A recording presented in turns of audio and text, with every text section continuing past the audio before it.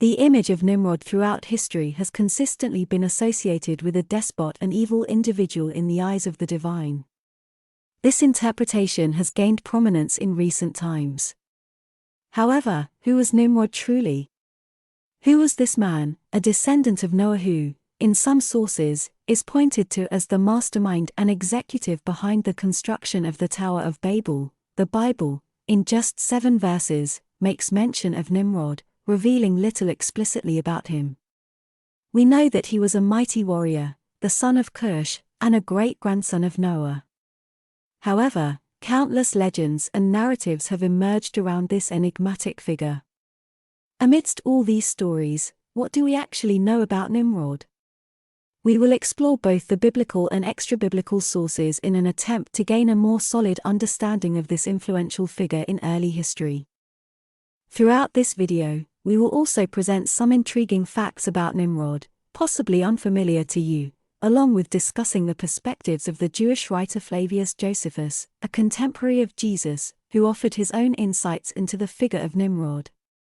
Therefore, in this presentation, we will delve into the history of Nimrod, the rebel son of Cush, the builder of the Tower of Babel, known as Nimrod in Hebrew, Nimrod in Aramaic, and Nimrut in Arabic. Nimrod is a biblical figure mentioned in the books of Genesis and Chronicles. He appears in 3 passages, with the most detailed account found in Genesis 10 verses 8 to 12. Cush also fathered Nimrod. He was the first on earth to be a mighty man. He was a mighty hunter before the Lord, therefore it is said, like Nimrod, a mighty hunter before the Lord. The beginning of his kingdom was Babel, Iraq, Akkad, and Calneh in the land of Shinar. From that land, he went into Assyria and built Nineveh, Rehoboth-ir, Calah, and Rezin between Nineveh and Calah, that is the great city. In another genealogy found in 1 Chronicles, Nimrod is also mentioned. Cush fathered Nimrod. He was the first on earth to be a mighty man. The last mention of Nimrod is found in a passage that suggests his influence and importance. He, Nimrod, shall be our peace when the Assyrian invades our land and treads in our palaces. Then we will raise against him 7 shepherds and 8 princes of men. They shall shepherd the land of Assyria with the sword and the land of Nimrod at its entrances, and he shall deliver us from the Assyrian when he comes into our land and treads within our border. As outlined in the biblical texts, Nimrod is one of the sons of Cush, whose territory encompassed Ethiopia and Sudan, areas that had influence over a significant portion of African peoples. Thus, Nimrod is the great-grandson of Noah, the son of Cush, and the grandson of Ham. He is presented as a king of the ancient land of Shinar, which corresponds to the Mesopotamian region. Furthermore, he is considered an ancestor of the Sumerian people. The Bible describes Nimrod as a mighty hunter before the Lord and mentions that he became a figure of great influence on the land. In later extra-biblical traditions, Nimrod was associated with commissioning the construction of the famous Tower of Babel. According to this narrative, the confusion of languages occurred as a direct consequence of this endeavor, resulting in linguistic diversity among humanity. It's worth noting that we have a video discussing the origin of languages available on our channel if you're interested. The link to that video is provided in the description of this content. This narrative contributed to Nimrod's reputation as a rebellious king opposed to God. Sacred scriptures indicate that the beginning of his reign encompassed cities such as Babel, Iraq, also known as Uruk, Akkad, and Calneh. While he is not explicitly credited as the founder of these cities, he is described as a ruler over some of them or perhaps over all of them.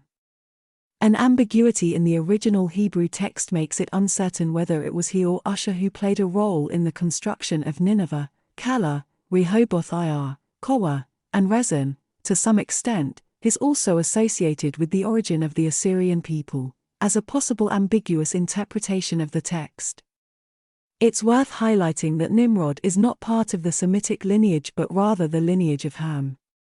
He is one of the lesser-remembered sons of Cush, whose other sons gave rise to various African nations in other regions, including South Indians, along with many other peoples around the world, especially those with African roots descending from Cush.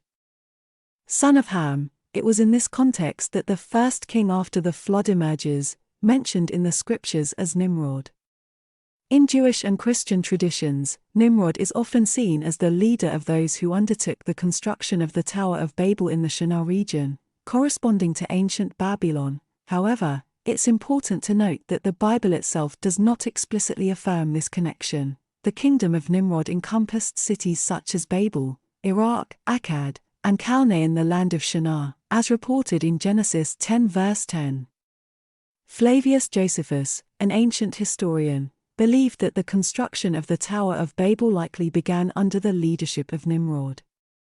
He expressed this view as follows: Nimrod also said that he would be revenged on God if he should have a mind to drown the world again, for that he would build a tower too high for the waters to be able to reach, and that he would avenge himself on God for destroying their forefathers. Antiquities of the Jews, Book 1, Chapter 4. In addition to Flavius Josephus, this perspective also finds support in the Talmud and other ancient Jewish writings. Several Jewish interpreters, such as Philo and Yakin and Ben Zakkai from the 1st century AD, share this view. They approached the passage that mentions a mighty hunter before the Lord in Hebrew, Jibat Sayid Lifnei Yhwh, as possibly indicating a position of opposition to God rather than before God, a similar interpretation to that found in Pseudo-Philo. The term Pseudo-Philo refers to the anonymous author of biblical antiquities. Furthermore, some rabbinic commentators also related the name Nimrod to a Hebrew word meaning rebel, attributing to him a sense of rebellion against God. While Nimrod carries different meanings in various languages, in Hebrew and Phoenician, it holds the meaning of rebel. These different interpretations and perspectives provide a more comprehensive view of the complexity and richness of the narratives and the diverse ways in which the figure of Nimrod has been approached over time and traditions.